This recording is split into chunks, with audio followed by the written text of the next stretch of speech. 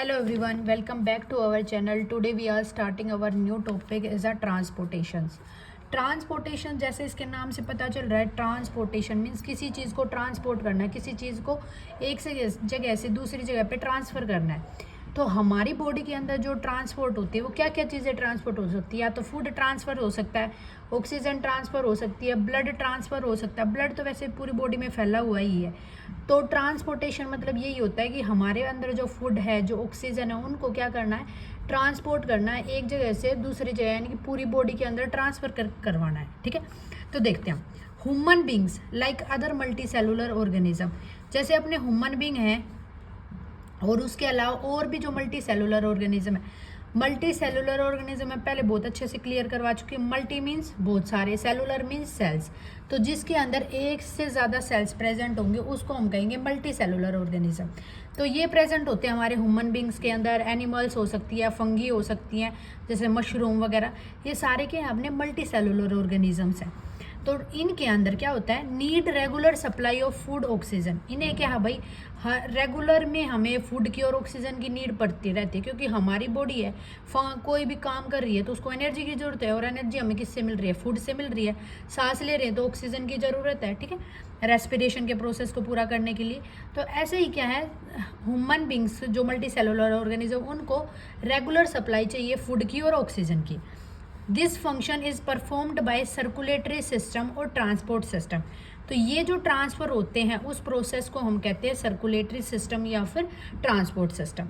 अब इसके अंदर हम सर्कुलेटरी सिस्टम को बहुत डिटेल में पढ़ेंगे। चलो देखते हैं देखते हैं सर्कुलेटरी सिस्टम के अंदर क्या क्या चीज़ें आती हैं।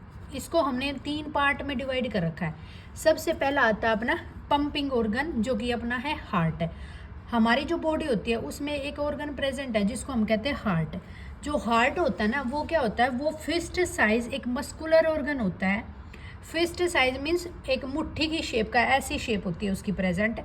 तो फिस्ट साइज का है, मस्कुलर ऑर्गन मीन्स मसल से मिलके बना हुआ है, और that serve as a main engine of circulatory system. Means circulation जहाँ से शुरू होता है ना, वो इसका मेन पार्ट है, मतलब हार्ट जो है वहीं से सर्कुलेशन शुरू होता है। ठीक है, तो ये मेन इंजन है वहाँ का। ठीक है, उसके अलावा सर्कुलेटरी सिस्टम में दूसरी जो चीज़ें इंक्लूड होती है उसको कहते हैं ब्लड वेसल्स। ब्लड वेसल्स क्या होते हैं, ब्लड मीन्स खून, वेसल्स मीन्स एक तरह से पाइप, वो पाइप जिनके अंदर से ब्लड अपना पास होता है। ठीक है, उनको ब्लड वेसल्स कहते हैं। ब्लड वेसल्स क्या होते हैं भाई, एक ट्यूबुलर नेटवर्क होता है, मतलब network like tube like structure present होता है। वेरिंग साइज में वेरी कर सकती है, अलग अलग साइज की हो सकती है। डेट ट्रांसपोर्ट, उनका काम होता है ब्लड सेल को ट्रांसपोर्ट करवाना, न्यूट्रिशन को ट्रांसपोर्ट करवाना और ऑक्सीजन को ट्रांसफर करवाना पूरी बॉडी के अंदर। ठीक है, ये हो गया। और वो ब्लड वेसल्स है ना, 2 टाइप्स की पढ़ेंगे हम इसके अंदर, आर्टरीज और वेन्स।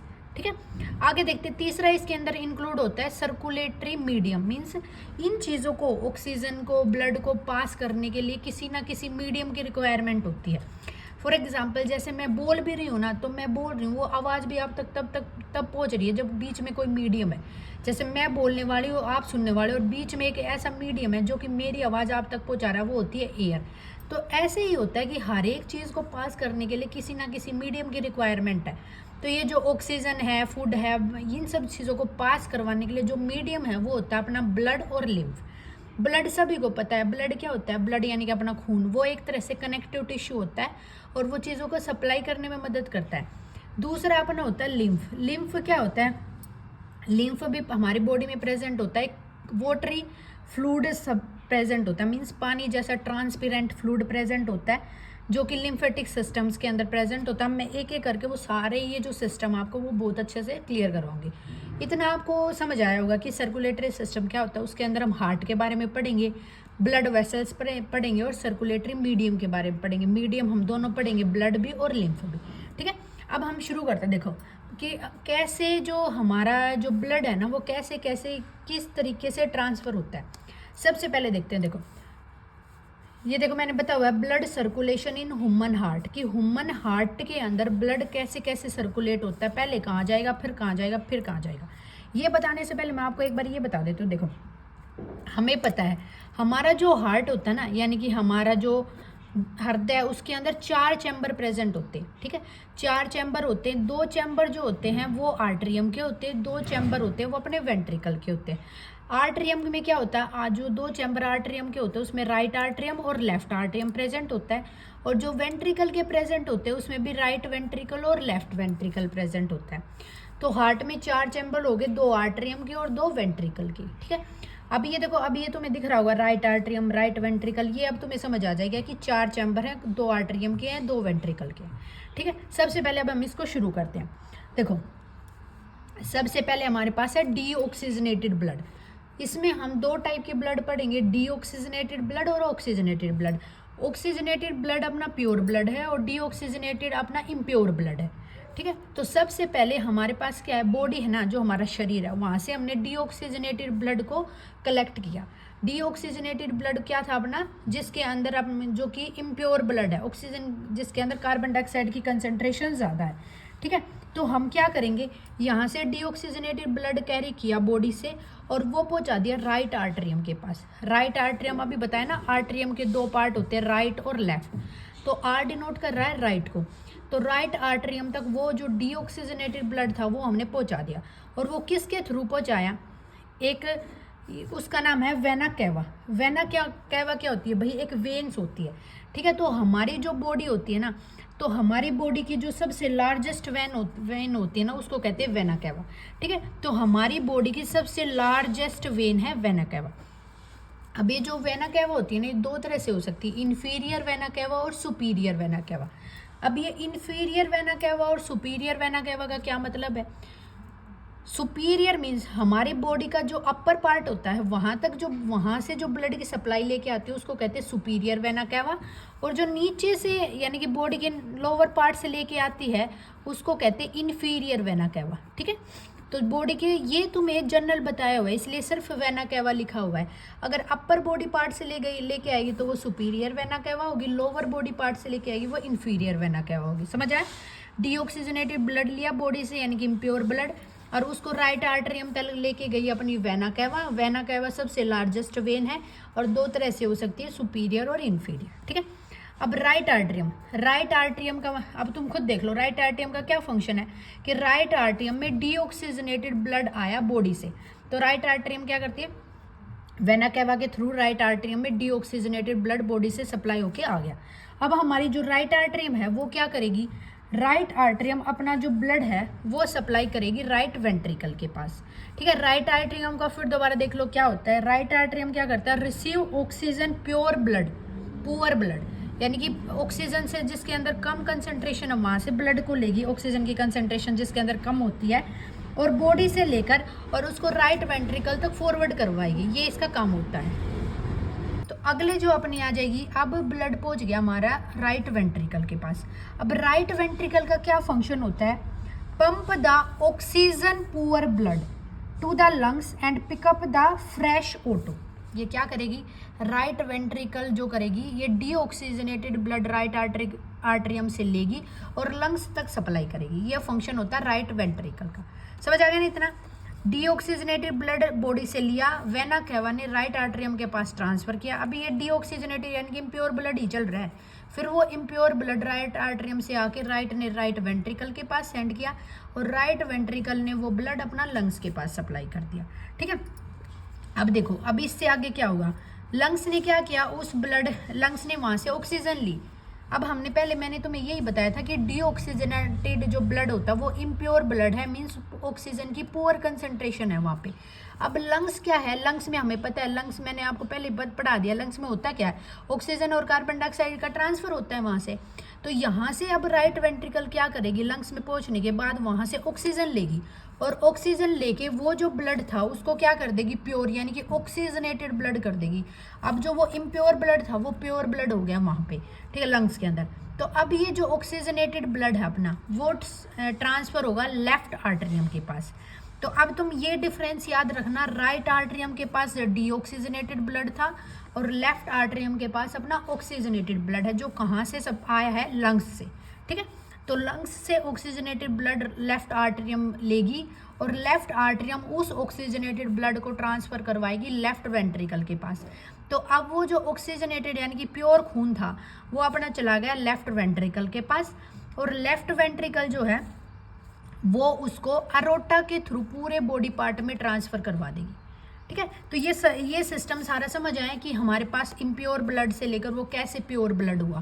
पहले हमने पूरी बॉडी से डीऑक्सीजनेटेड ब्लड कलेक्ट किया, वेना केवा के थ्रू वो ट्रांसफ़र हुआ राइट आर्टरियम के पास, राइट आर्टरियम ने ट्रांसफ़र किया राइट वेंट्रिकल के पास, राइट वेंट्रिकल ने ट्रांसफ़र किया लंग्स के पास, लंग्स से वो ब्लड ऑक्सीजनेटेड हो गया और वही ऑक्सीजनेटेड ब्लड फिर लेफ्ट आर्टरियम, फिर लेफ्ट वेंट्रिकल, और लास्ट में वही ऑक्सीजनेटेड पूरी बॉडी पार्ट से ट्रांसफ़र हो गया। देखो अब तुमने ये समझ आया ना, पहले जब हमने शुरू किया तो बॉडी से डीऑक्सीजनेटेड ब्लड लिया था, ठीक है, और अब हमने लास्ट में इसके ख़त्म होते होते इस साइकिल में बॉडी पार्ट को ऑक्सीजनेटेड ब्लड सप्लाई कर दिया। ठीक है, तो ये पूरा सिस्टम होता है, ये मैं आपको डायग्राम के थ्रू भी करवाऊंगी कैसे कैसे सप्लाई होता है। अब तक तुम्हें इतनी बात समझ आई होगी कि हमारा सर्कुलेटरी सिस्टम कैसा होता है। हार्ट होता है, हार्ट में 4 चैम्बर होते हैं, 2 आर्टरियम 2 वेंट्रिकल होते हैं, उसके बाद ब्लड वेसल्स होती हैं, आर्टरी और वेन। राइट आर्टरी और वेन का फंक्शन समझ आ गया होगा आपको, और देखा कि सर्कुलेटरी जो मीडियम्स होता है वो क्या क्या होते हैं। अब मैं एक बार कुछ टर्म्स होती हैं वो टर्म्स आपको क्लियर करवा देती हूँ, फिर आपको समझ आ जाएगा सारा सिस्टम।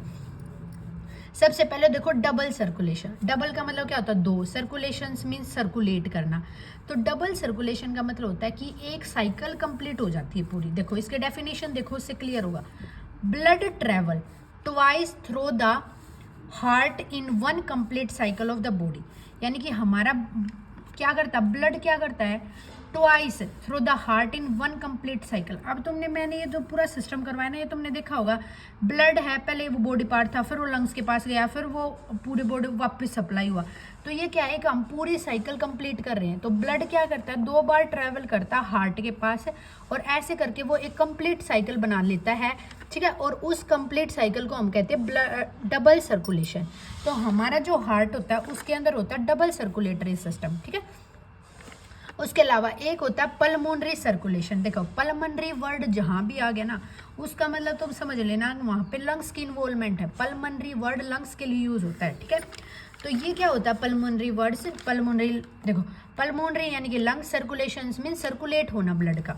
तो ये क्या कह रहा है, ब्लड ट्रेवल ट्वाइस। तो देखो blood move from the heart to the lungs and back to the heart, यानी कि ब्लड का मूव करना हार्ट से लेकर लंग्स तक और लंग्स से लेकर वापस हार्ट तक, इस प्रोसेस को कहते हैं पल्मोनरी सर्कुलेशन। ठीक है, तो मैंने अभी तुमने दिखाई दिया था ना कि ब्लड लेकर लंग्स तक आया, फिर लंग्स से लेकर वापस बॉडी पार्ट तक गया, तो इसी को हम कहते हैं पल्मोनरी सर्कुलेशन। ठीक है, अगला आता है सिस्टमिक सर्कुलेशन। सिस्टमिक सर्कुलेशन में क्या होता है, blood move from the heart to the rest of body and back to the heart, जिसमें ब्लड हार्ट से लेकर पूरे जो बॉडी पार्ट बच गया वहाँ तक ट्रांसफर होगा और वापस हार्ट के पास आएगा, उसको कहेंगे सिस्टमिक सर्कुलेशन। तो ये 2-3 चीज़ें हैं। डबल सर्कुलेशन क्या होता है, पूरी बॉडी के अंदर सप्लाई होना। पल्मोनरी सर्कुलेशन मीन्स लंग्स से लेकर हार्ट तक, हार्ट से लेकर लंग्स तक। फिर सिस्टमिक सर्कुलेशन, सिस्टमिक सर्कुलेशन में क्या होता है, हार्ट से लेकर बॉडी पार्ट तक और उस वापस हार्ट तक आना, इसको कहते हैं सिस्टमिक सर्कुलेशन। तो अब जब मैं ये तुम्हें करवाऊंगी ना, तब ये टर्म्स यूज़ करूंगी। पल्मोनरी सर्कुलेशन हो रहा है, यहाँ पे सिस्टमिक सर्कुलेशन हो रहा है। तो अब आपको अगर टर्म समझ आ गई तो जब भी मैं ये वर्ड यूज़ करूंगी आगे तो आपको क्लियर होगा कि क्या बोल रहे हैं। ठीक है, अब देखो अब इतना समझ आया, ये नॉर्मली बताया मैंने। अब मैंने तुम्हें जब ये शुरू कराया तब बताया था कि एक सर्कुलेटरी मीडियम होता है जिसको हम ब्लड या लिम्फ कहते हैं। तो सबसे पहले हम एक सर्कुलेटरी मीडियम को पढ़ लेते हैं जो कि अपना ब्लड। मैंने बताया ब्लड क्या होता है, एक फ्लूइड है, ये पता है, और वो कनेक्टिव टिश्यू है, मीन्स चीज़ों को कनेक्ट करवाने का काम करवाता है। हमारी बॉडी में ब्लड ही है जो कि कनेक्ट करवा के रखता है। ठीक है, और भी कनेक्टिव टिश्यूज़ हैं, लेकिन जैसे बोन भी कनेक्टिव टिश्यू है, लेकिन हम पढ़ रहे हैं ब्लड के बारे में। ठीक है, तो ब्लड एक कनेक्टिव टिश्यू है। तो ब्लड के अंदर 2 तरह के कंपोनेंट प्रेजेंट होते हैं, एक सॉलिड कंपोनेंट होता है और एक लिक्विड कंपोनेंट प्रेजेंट होता है। सॉलिड कंपोनेंट जो होता है उसके अंदर प्रेजेंट होते हैं अपने ब्लड कॉर्पसल्स, और लिक्विड कंपोनेंट जो है उसके अंदर प्रेजेंट है अपनी प्लाज्मा। सॉलिड है तो सॉलिड के 3 पार्ट्स होते हैं, आरबीसी, डब्ल्यूबीसी और ब्लड प्लेटलेट्स। आरबीसी की फुल फॉर्म होती है अपनी रेड ब्लड कॉर्पसल्स। ठीक है, रेड ब्लड कॉर्पसल्स या फिर रेड ब्लड सेल्स। WBC की फुल फॉर्म होती है वाइट ब्लड कॉर्पसल्स या फिर अपनी वाइट ब्लड सेल्स। और तीसरी जो इसके अंदर सेल प्रेजेंट है ब्लड के अंदर वो होती है अपनी ब्लड प्लेटलेट्स। अब देखो RBC WBC मैं पहले से पढ़ा चुकी हूँ आपको, लेकिन एक बार बता देती हूँ। जो RBC जो सेल्स होती है वो उसकी जो शेप होती है वो होती है बाइकनकेव शेप। कैसी होती है?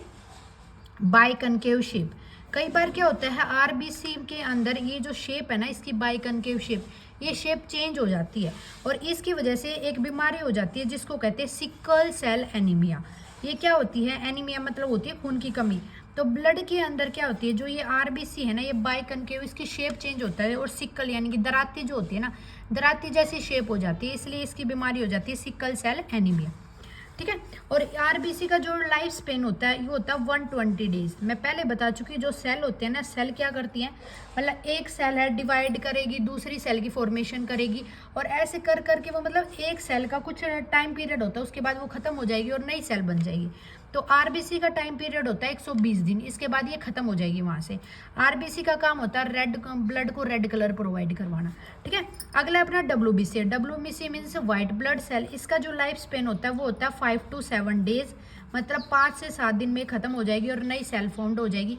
WBC को हम सोल्जर्स ऑफ द सेल भी कहते हैं, क्योंकि हमारी जो इम्यूनिटी सिस्टम्स वगैरह हैं ये सारे इसी के अंदर हैं, क्योंकि जो हमारे WBC है वही हमें रोगों से बचाती है, इसलिए हम इसको सोल्जर्स ऑफ द सेल कहते हैं। थर्ड होती है अपनी ब्लड प्लेटलेट्स। प्लेटलेट्स का काम होता है ब्लड क्लोटिंग में मदद करना। ब्लड क्लोटिंग क्या होती है? मीन्स खून का थक्का जमना, खून को जमाना। अगर जैसे कि मान लो हमें कोई चोट लग जाती है, चोट लगने के बाद खून बहने लग जाता है और ऑटोमेटिक थोड़ी देर के बाद खून अपने आप बंद हो जाता है, तो वो क्या हो जाता है, वो ब्लड क्लोट हो गया। और वो क्लोट करने में कौन मदद कर रही है? अपने प्लेटलेट्स मदद कर रहे हैं, प्लस अपने विटामिन K मदद कर रहे हैं। ठीक है। और इसके अंदर भी एक बीमारी हो जाती है, जब किसी के अंदर ब्लड है ना जल्दी से क्लोट नहीं हो पाता, ज़्यादा ब्लड बह जाता है, उसके अंदर एक बीमारी हो जाती है जिसको हम कहते हैं हीमोफीलिया। हीमोफीलिया एक बीमारी है जिसके अंदर अगर चोट लगी तो ब्लड जल्दी से क्लोट नहीं हो पाता, इस वजह से कई लोगों की डेथ भी हो जाती है, क्योंकि ओवरफ्लो हो जाता है ब्लड का बाहर। ठीक है। इतना समझ आया? सॉलिड कंपोनेंट के 3 पार्ट थे, RBC, WBC और ब्लड प्लेटलेट्स। अब लिक्विड कंपोनेंट है। लिक्विड कंपोनेंट के अंदर सिर्फ एक आता है, वो होती है अपने प्लाज्मा। प्लाज्मा क्या है? ये भी एक फ्लूइड है, येलो कलर का फ्लूइड है। उस फ्लूइड के अंदर 90% तो वाटर प्रेजेंट होता है और 10% जो होते हैं वो ऑर्गेनिक सब्सटेंस होते हैं, जैसे कि अपना प्लाज्मा और प्रोटीन्स। ठीक है। आई होप इतना समझ आया होगा आपको सर्कुलेटरी सिस्टम का। अभी ये सर्कुलेटरी सिस्टम थोड़ा और बाकी है, वो मैं आपको बाद में समझाऊंगी। ठीक है। तो अगर वीडियो पसंद आई हो तो वीडियो को लाइक करना, चैनल को सब्सक्राइब करना और कोई अगर डाउट है तो उसको कमेंट में बता देना। Thank you so much.